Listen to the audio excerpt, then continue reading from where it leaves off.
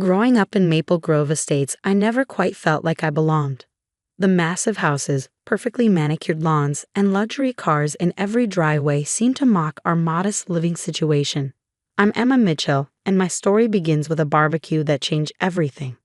My parents, Thomas and Linda Mitchell, moved into 156 Maple Drive when I was just 5 years old. Back then, the neighborhood was different, warmer, more welcoming. But as property values skyrocketed and wealthy families moved in, the spirit of community slowly eroded into something cold and exclusive. Our house stood out like a sore thumb. While others renovated and expanded, we maintained our simple two-story home the best we could.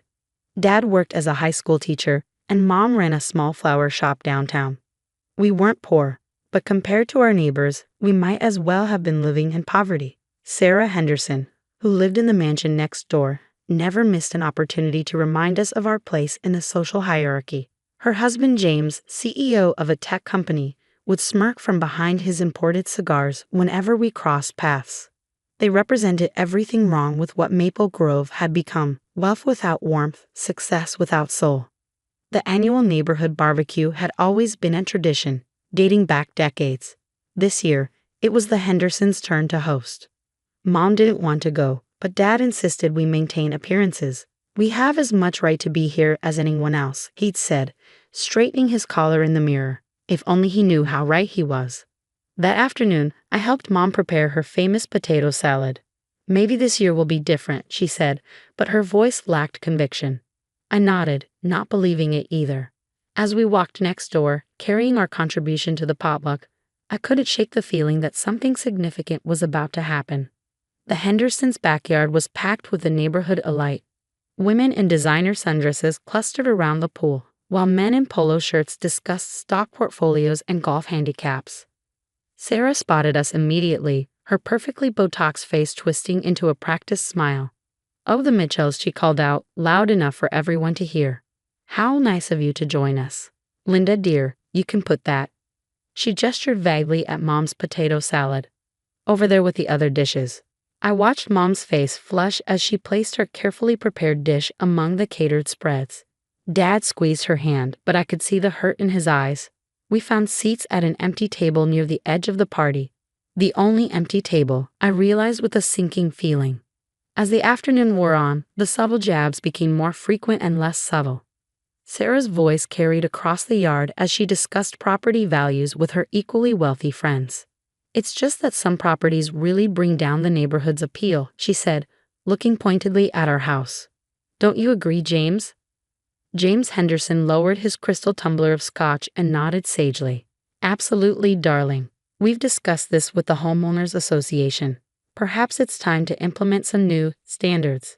My blood boiled, but years of enduring their condescension had taught me to keep my composure. I was about to suggest to my parents that we leave when I noticed an unfamiliar figure walking up the Hendersons' driveway. The man wore an impeccable suit that made even James's designer outfit look cheap. He carried a leather briefcase and moved with purpose. As he approached the gathering, conversations quieted and heads turned. "I'm looking for Emma Mitchell," he announced, his voice clear and professional. Sarah's eyebrows shot up as I stood. "That's me," I said, trying to ignore the whispers that erupted around us. The man nodded and extended his hand. "Jonathan Pierce, from Pierce and Associates Law Firm. I represent the estate of Harold Montgomery. Might we speak privately?" The name hit me like a thunderbolt.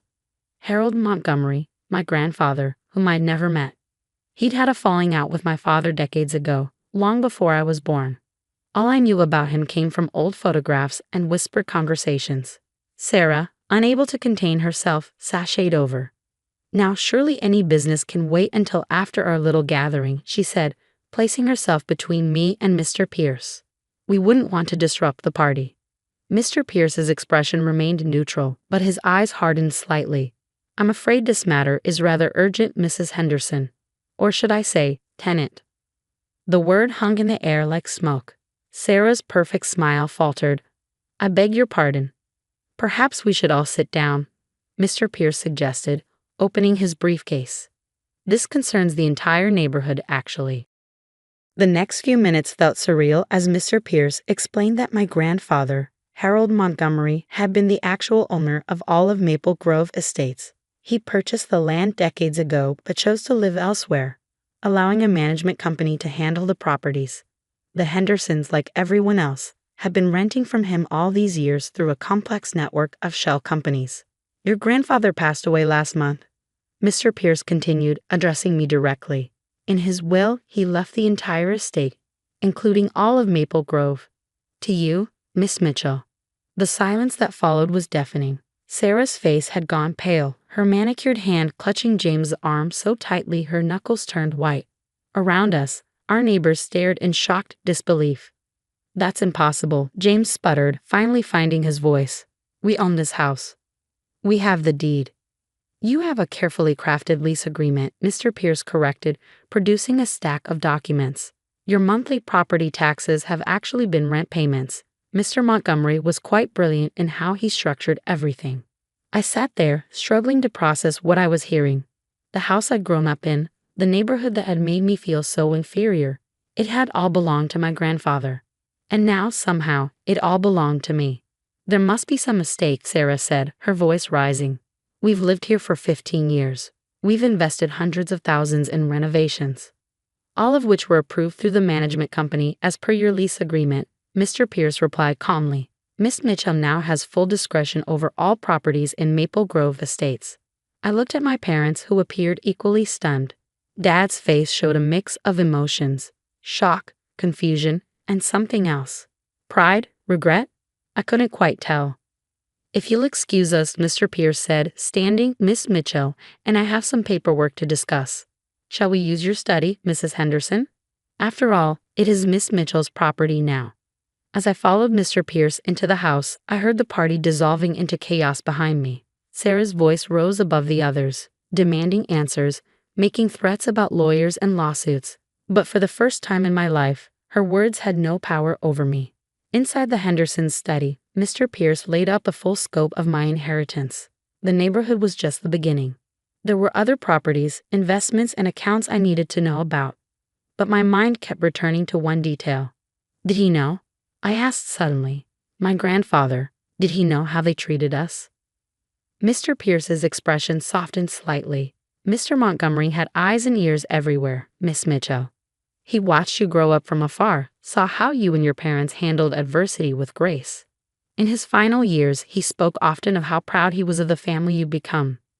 Tears welled up in my eyes as I thought of the grandfather I'd never known, watching over us all these years. Outside, I could hear the party completely falling apart as neighbors rushed to their phones, presumably to call their lawyers. What happens now? I asked, wiping my eyes. That, Miss Mitchell, is entirely up to you. The properties, the leases, the future of Maple Grove, it's all in your hands. I nodded, a plan already forming in my mind. The Hendersons had spent years making us feel small, but now the tables had turned. The real question was, what kind of landlord did I want to be? The next morning, I woke up to chaos. News of my inheritance had spread through Maple Grove like wildfire. My phone was flooded with messages, some congratulatory, others panicked, and many from neighbors suddenly wanting to reconnect. Sarah Henderson's number appeared repeatedly, her voicemails growing increasingly desperate. James had apparently spent the night calling every lawyer in the city, only to discover that my grandfather's legal team had ironclad documentation for everything. I sat at our kitchen table, watching Mom prepare breakfast like any other morning. But everything felt different now. Dad kept glancing at the window, where a small crowd of neighbors had gathered, presumably hoping to catch a glimpse of the neighborhood's new owner. What are you thinking, sweetheart? Mom asked, placing a plate of pancakes in front of me. I took a deep breath. I'm thinking about Grandpa, why he did this, what he wanted me to learn. I paused, cutting into my pancakes, and I'm thinking about all the families like us who got pushed out of this neighborhood over the years. Dad looked up from his coffee. Your grandfather, he was a complicated man, Emma.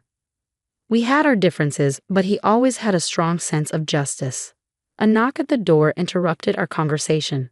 Mr. Pierce stood there, looking fresh despite the early hour. Good morning, Miss Mitchell. I thought you might want to review the current lease terms. There are some interesting clauses we should discuss. As we went through the documents, a picture emerged that made me smile. My grandfather hadn't just been a shrewd businessman, he'd been playing a long game.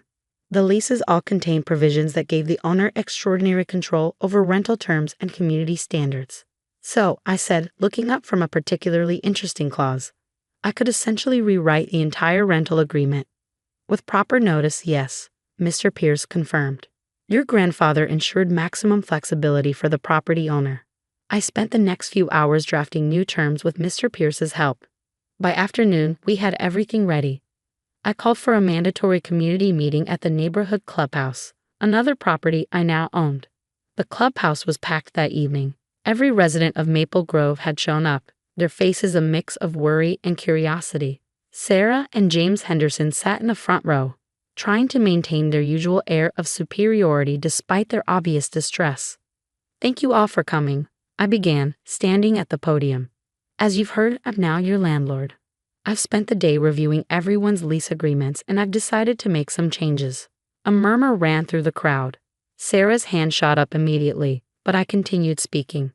First, all current rents will be adjusted based on a fair market value assessment, not the inflated rates many of you have been paying. Second, I'm establishing a community board that will include representatives from all income levels. And third, I paused, making eye contact with Sarah. Any form of discrimination or harassment based on economic status will result in immediate lease termination. The room erupted.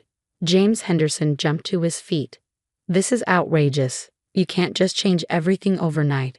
We have rights. Actually, Mr. Henderson, Mr. Pierce interjected smoothly. According to your lease agreement, she can. Would you like to review the terms you signed 15 years ago? As James sputtered, I continued. I'm not interested in revenge. What I want is to restore this neighborhood to what it was meant to be, a community where people of different backgrounds can live together with respect. I pulled out another document, which brings me to the Hendersons. Sarah, James, I've reviewed the numerous complaints against you from other residents. The hostile environment you've created, the discriminatory comments, the attempts to force out families who don't meet your standards, it all violates your lease terms.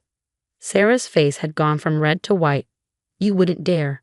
I'm exercising my right to terminate your lease, effective immediately. You have 30 days to vacate the property. The silence that followed was broken by a small sound. Someone was clapping. Then another person joined in, and another.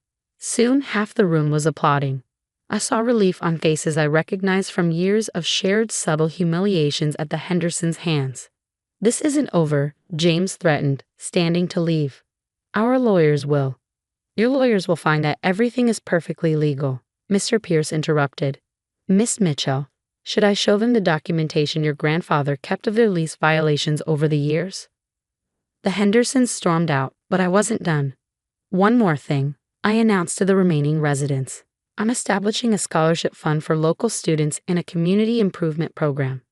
The focus will be on making Maple Grove accessible to families of all income levels while maintaining the quality of life for everyone.